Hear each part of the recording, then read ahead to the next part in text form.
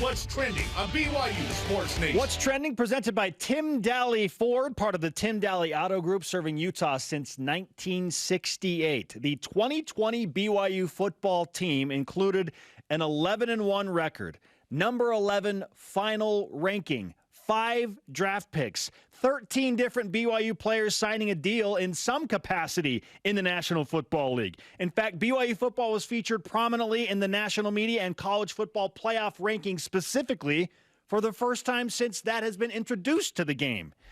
All that said, Jerem, where does the 2020 BYU football season rank all time among a program full of history and great seasons? 7th. Number 7. Now let's just talk about 2020 for a second. 2020 was amazing. What BYU did was incredible. The Cougars could not control the schedule. There were 6 Power 5s originally. That got blown up, obviously, with the pandemic. BYU had to play who they could play, including Coastal Carolina on the road knowing on a Wednesday, taking off, the truck goes across the country. I'm not going to penalize 2020 too much for that. Sure. But it has to be considered. It's hard to gauge this exactly. We'll do our best in this conversation here. I think if all the teams are playing Pac-12 and Big Ten the whole season, that BYU doesn't get up to as high as 8th, especially with that schedule. Okay. Part of the reason BYU was the darling is because they were playing the whole time. And all of a sudden, star power started happening with Zach Wilson, and BYU's undefeated, and BYU's willing to go to Coastal Carolina. That was all great. There's nothing negative about what happened in 2020. It was amazing. One of the most enjoyable, fun seasons ever, and especially because we were in a pandemic. We clung to that in a way we never would have earlier.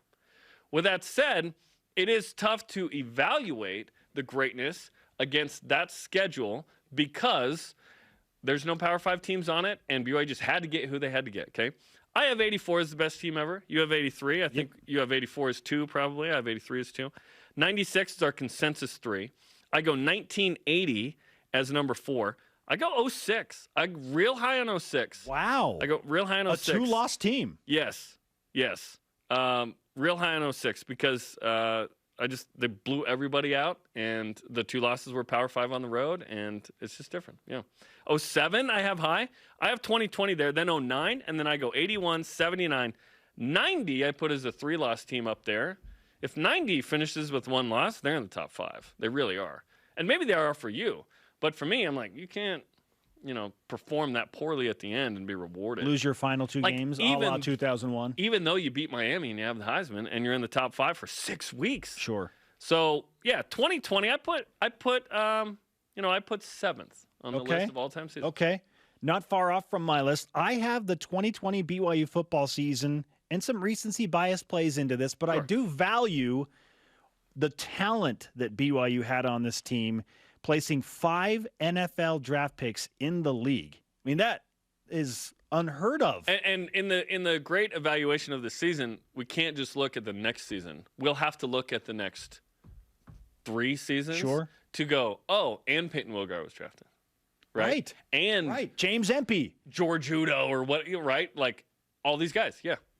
Does Tyler Algier get his way into the league?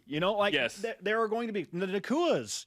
Does Puka Nakua get do enough at BYU? He won't factor into the 2020 conversation, but Gunnar would. True, Gunnar would. Yes. Okay, so all these guys that played on that team, how many ultimately get to the league? So much talent on this team. So I'm placing heavy emphasis on, 5 draft picks, 13 different players in some capacity signing a deal. Most of them were free agent deals. 1 rookie minicamp deal from Kavika Fanua. First time in the college football playoff rankings since those were introduced 6 years ago. First win at Boise State in dominating fashion. I know the Broncos were a few men down, but going up there and getting that monkey out the back, and then a dominant bowl win against a UCF team that had Dylan Gabriel, and it was supposed to be like this epic quarterback matchup, and Zach Wilson just absolutely stole the show. Dylan Gabriel's too short to be elite, honestly. Like, when I was like, dude's like 5'11". He can't be one of the 5 best quarterbacks in the game. Like, listen, at least Ty was like 6 foot. This is true. I'm not trying to be shortism, but he's not Russell Wilson or Drew Brees. That I was surprised by that. Dylan Gabriel's good, but he's not one of the best in the country. BYU took the challenge of going to Coastal Carolina on 3 days' notice, ranked matchup, ESPN College Game Day. It didn't work out.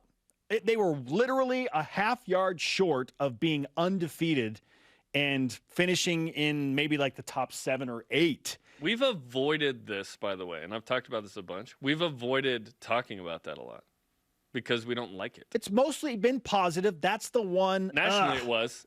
Like, BYU, we have not talked about that game very much because we're like, oh, that's the one sore spot. Sure, yeah. That's the Kevin Dyson moment. That hurts. BYU football, but we don't talk about it because the Titans aren't going, hey, remember Kevin Dyson's butt? Half yard short of potentially winning the Super Bowl. Of perfection for BYU. Yeah. So second time ever. That hurts, obviously, but the nation was like, look, they took the challenge on 3 days' notice. It wasn't like BYU was, in large part, penalized for losing that game as much as they would have because of the strange circumstances. It's like a neck tattoo. Instant street cred. Okay? That's what BYU got by playing Coastal Carolina in that situation. They rose up to the challenge. And of getting a neck tattoo. Is there a difference between 11th and 8th?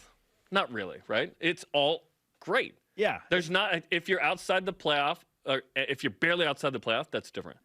Or New Year's Six, but yeah, BYU wasn't going to get in the New Year's Six. After that win, BYU climbed up to 11th, right? And that's AP poll. It's tougher now, the way college football is set up and organized, for a team like BYU to really make a national splash. Yes. And part of the reason BYU did was because of the way the season unfolded. Correct. We need to acknowledge that. It wasn't a normal year. BYU took advantage of that. BYU is to be credited with what it did. And I think that's why I put it top 5, because it was so unique. And because college football is the way it is, BYU did some things that I never thought they would be able to do. Like be on the college football playoff show. Kalani Sitake featured prominently. They're talking to him about that first ranking. It was a huge national story. Anytime BYU has a reason to be a story, it's a big one. It is. That's the power of the brand. You don't see, like if La Tech was undefeated and 6-0, their coach isn't on that show on a Tuesday. That's the power of BYU. That's the power of the relationship with ESPN, the history that has come with this program. And finally, it took a pandemic to blow up the schedule and get BYU relevant. It really did. I would have loved to have seen, we all would, the 2020 team against the regular schedule. I would have liked to have seen if BYU could win 9 in that situation. Yeah, you'd like to see that talent that we just talked in depth about face those type of teams. Because what happened? That too hard of a schedule went away, and now BYU could really shine. Yeah. That light shines bright, but it's smothered by too many Power 5 teams sometimes. That might happen this year. Like if this team played last year's schedule, I'm thinking, do they lose a game? This next team. I'm feeling the same way. Obviously, no Zach Wilson and Brady Christensen and members of that defense is a big deal. But if BYU was in the Mountain West with the 2021 team, we're talking about 10 wins. Sure. This year, we're going, okay, 7 would be good. 8 would be like real good. 9 would be pretty crazy because of how hard the schedule is, you know? So 2020, it's interesting. It's just kind of hard to evaluate them because, like you said, so much talent, draft picks, the number 2 pick.